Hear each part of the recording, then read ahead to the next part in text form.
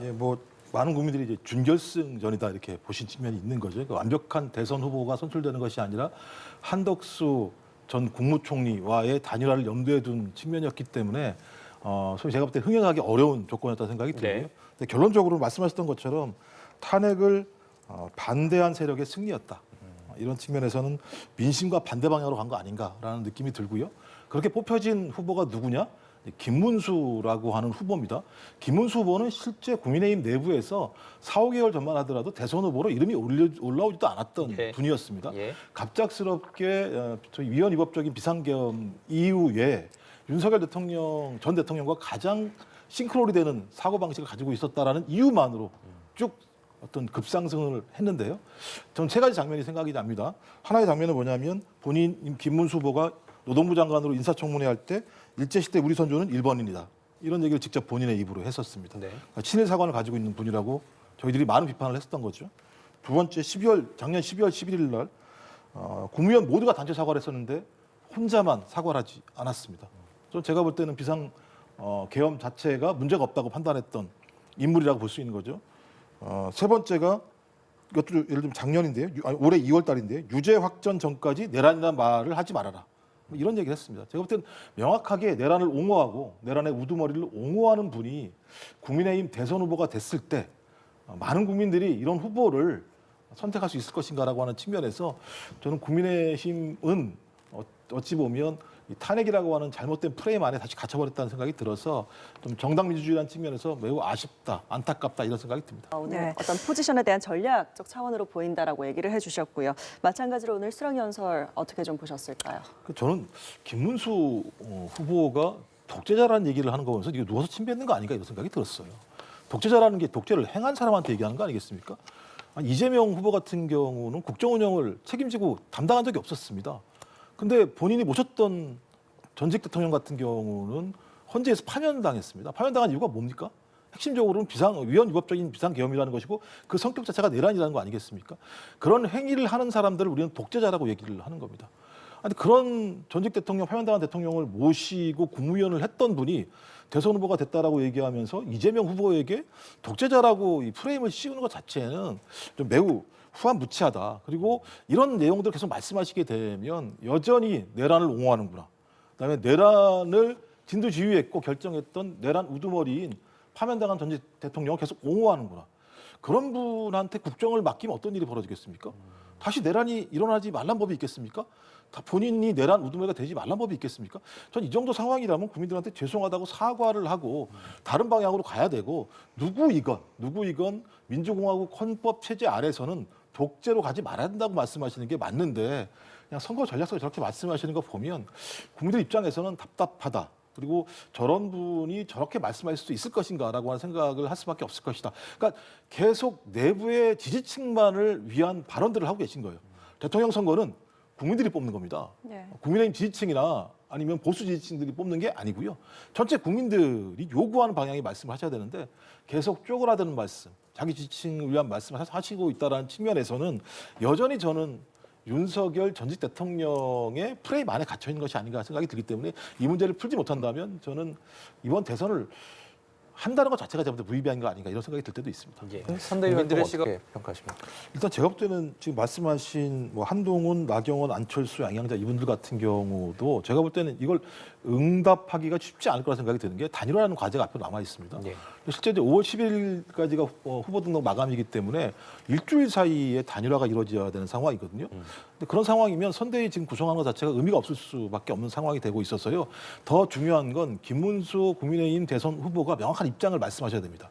그러니까 이 부분과 관련해서 본인이 이렇게 선대위를 뿌린다고 하는 것이 단일화를 하려고 하는 의도가 있는 것인가? 단일화를 한다고 하더라도 자기 중심으로 진행이 돼야 된다라고 얘기하는 것 아닌가? 그리고 본인 얘기하는 게 오늘 인터뷰할 때 물어보니까 단일화에 대해서 물으니까 왜 오늘 같은 날 단일화를 얘기하느냐? 예. 이런 말씀을 하시는 거 봤을 때에는 어떤 형태든지 단일화 과정에서도 본인의 주도권을 쥐고 가겠다라는 생각이 들거든요. 그럼 만만치 않을 수 있겠다. 그러니까 한덕수, 김문수 단일화라고 하는 것이 많은 분들이 당연히 기정사실처럼 단일화를 진행한다고 생각할지 모르겠습니다만 그 중간 과정에서 협상 과정이 만만치 않을 수도 있겠구나. 그럼 5월 11일 이전에 안 될 수도 있을 가능성이 있다라는 측면들이 분명히 있기 때문에 이 부분과 관련해서 김문수 후보가 이전부터 계속 얘기해왔던 일관된 내용들을 명확히 말씀하실 필요가 있어요. 그런 말씀이 없으시게 되면 이런 선대위라고 하는 것 자체가 매우 과도적인 조직이 되기 때문에 그 과도적인 조직에서 본인들의 이름을 올려놓을 하등의 이유가 없다라고 판단하시는 분들 같은 경우는 저희 김 평론가님 말씀처럼, 김 교수님 말씀처럼 지금은 가만히 있다가 나중에 단일화가 되고 난 다음에 그 선대위에 들어갈 수 있다라고 말씀하실 가능성이 높기 때문에 저는 지금 이렇게 말씀하시는 것 자체가 그대로 가지 않을 거다. 저는 오히려 김문수 후보가 얘기될 것은 단일화를 어떻게 해야 될지에 대한 본인의 진정성 있는 명확한 답변을 하시는 것이 참 우선이라고 어떻게 생각합니다. 들으셨습니까? 제가 이제 후화무치라는 말을 또 한 번 쓰게 되는 건데요. 그러니까 개헌을 말씀하실 수 있나? 적어도 저는 윤석열 정부를 내란 정부라고 생각을 합니다. 내란이 어떤 거겠습니까? 그러니까 위헌위법적인 비상계엄을 통해서 내란을 일으켜서 민주공화정의 헌정체제를 무너뜨린 것 아니겠습니까? 헌정체제를 무너뜨려서 국민 기본권을 침해했다라고 헌법재판소가 판결을 내려서 파면을 하면서 국민 배신행위라고 했었습니다. 그걸 했던 내란 정부에 있었던 분들이 김문수, 한덕수 이 두 후보예요. 네. 이 두 후보가 개헌이라는 고리를 가지고 연대를 한다? 제가 볼 때 이건 말이 안 되는 얘기인 거죠. 아니 헌법을 무너뜨린 분들이 어떻게 개헌을 말씀하실 수가 있습니까? 그럼 많은 분들이 이것도 예를 들면 내란하자는 거야? 라고 느낄 수 있는 거 아니겠습니까? 그다음에 빅텐트를 말씀하시는데요. 저는 이건 완벽한 스몰 텐트라고 생각하는 거예요. 빅텐트라고 하는 것이 큰 세력들을 모으는 거 아니겠습니까? 큰 세력을 모으기 위해서는 국민들이 원하는 방향으로 가야 되는 거 아니겠습니까? 탄핵에 대해서 찬성한 국민들이 60%가 넘습니다. 탄핵에 찬성한 분들이요. 반대하신 분들은 30% 정도입니다. 그다음에 대통령에 대해 파면에 대해 찬성하신 분들이 60% 정도가 넘습니다. 반대하신 분들이 한 30% 정도입니다. 그럼 많은 국민들이 뭘 요구하신 것? 탄핵을 찬성한다. 대통령은 파면돼야 한다. 그러면 이 빅텐트를 치기 위해서 그 방향으로 가야 되는 거 아니겠습니까? 근데 지금 한덕수 후보든 김문수 후보든 본인들이 얘기하는 건 뭐냐면 내란과 관련해서 매우 애매모호한 태도를 취하고 있고 내란을 진행했던 우두머리에 대해서도 그것을 옹호하려는 태도를 가지고 있다. 근데 그런 얘기를 하면서 빅텐트를 치겠다고 얘기하는 게 이게 말이 되는 건가?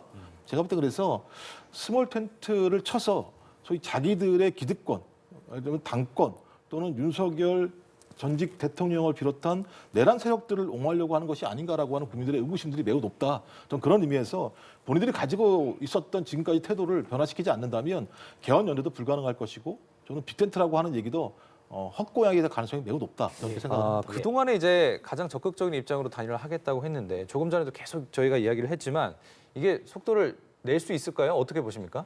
제가 볼 때 김문수 후보가 지금까지 했던 얘기가 진심이라면 속도가 빨리 날 수밖에 없는 상황입니다만 오늘 인터뷰 발언을 보게 되면 왜 오늘 이런 얘기를 하느냐. 그러니까 김문수의 시간이다 이렇게 얘기를 하는 것 같아요.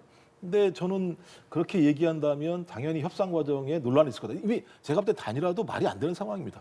5월 3일, 오늘 5월 3일 국민의힘이 대선 후보를 선출하고 난 다음에 내일, 모레 정도 만나서 어떤 누울 협상이 이루어지지 않게 된다면 저는 5월 9일, 10일 이전에 단일화가 될 수 있을까?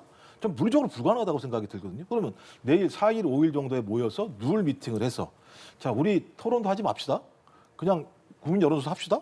라고 얘기를 해서 한 7일이나 8일, 이틀은 해야 되니까 하루만 할 수는 없는 거니까요. 7, 8일 정도 해서 결정을 한다면 국민들이 어떤 기준과 판단을 가지고 후보를 선택할 수 있는지에 대해서 국민들한테 아무런 알 권리를 주지 않으면서 그냥 강제적인 단일화. 단일화 이유도 아까 말씀하셨던 것처럼 개헌 또는 반 이재명밖에 내용이 없어요. 또 개헌도 어떻게 하자라고 하는 내용도 구체적으로 없는 상황입니다. 그렇다면 그냥 헛겁대기의 내용들만 갖고 일단 단일화하자라고 얘기하는 것 자체가 또 다른 제2차의 국민 배신행위가 아닌가라는 생각이 들기 때문에 그렇다 그만큼 알찬 내용을 채워야 되는데 이 내용을 채울 수 없다면 또 그리고 한덕수를 지지하는 층과 김문수를 지지하는 국민의힘 층, 이 두 층 같은 경우가 화학적 결합을 할 수 없고 갈등이 심해진다면 5월 11일 이후라도 단일화를 할 수 있는 것 아니겠습니까? 그러면 5월 20일 재외국민 투표가 있는 그 20일 이전에 해야 되는 상황. 이런 상황이 된다면 단일화라고 하는 것이 내용 문제가 아니라 자본 문제로 오히려 시간이 갈 수 있다는 생각이 들기 때문에 저는 쉽지 않은 길을 가고 있고 내용도 좀 충실하지 않다라는 생각이 듭니다. 그래서 아까도 말씀드렸습니다만 김문수 후보든 한덕수 후보든 왜 단일화를 해야 되는지에 대한 명확한 내용, 그다음에 본인의 진정성들을 국민한테 밝히는 것이 저는 우선이다. 이것이 전제가 되지 않는다면 많은 분들은 단일화가 될 수 있을까라고 하는 또 막연한 어떤 나름대로의 위험을 느낄 거라 생각이 들기 때문에 두 후보가 진짜 생각이 있다면 빨리 국민에게 말씀하시고 신뢰할 수 있도록 하는 것이 저는 선결적 요소라고 생각을 합니다. 네. 네. 단일화 힘든 메시지 쉽지 않- 어떻게 좀 봐야겠습니까? 뭐 사실대로 맞는 얘기니까요. 뭐 반헌법 민주공화국 파괴 세력끼리 연합하는 것이다. 말씀하신 것처럼 한덕수 국무총리는 내란 총리였지 않습니까? 김문수 국민의힘 후보 같은 경우는 내란 국무위원이지 않았습니까? 두 분이 중에 한 분은 국민의힘의 후보가 됐고 한 분은 국정을 빈틈없이 지키겠다고 말씀하시다가 갑자기 느닷없이 사퇴를 하시고 대통령 선거에 나오셨으니 이 두 분이 뭉치는 건 누가 뭐라고 하더라도 반헌법 민주공화국 파괴 세력끼리 연합하는 거죠. 뭐 김문수 국민의힘 후보는 제가 초반에 비판을 했으니까 한덕수 전 국무총리 같은 경우 어떤 분입니까?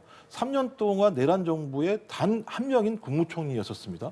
그리고 저희 전직 대통령이 내란을 일으킨 이후에 탄핵을 당하고 나서 소위 그 권한대행을 하고 있었는데 권한대행하는 기간 내내 위헌적 행위들을 반복적으로 했었습니다.